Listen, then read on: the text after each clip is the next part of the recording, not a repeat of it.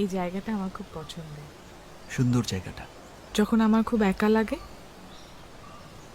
খুব মন খারাপ হয়, তখন আমি এখানে একা একা বসে থাকি, কত কিছু ভাবি, কল্পনা করি। কি কল্পনা করো?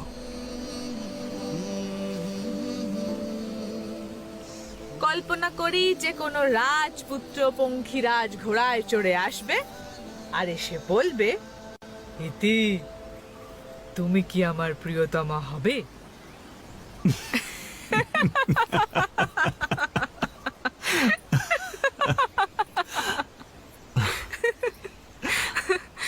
না না, মজা করছিলাম।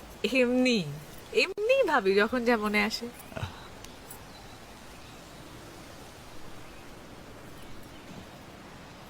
চলুন আর যাই, না হলে আবার আব্বু চিন্তা করবে।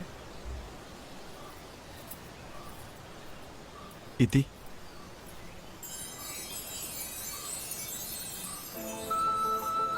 আমি কোনো রাজপুত্র নই, আমার কোনো পঙ্খিরাজ ঘোড়াও নেই।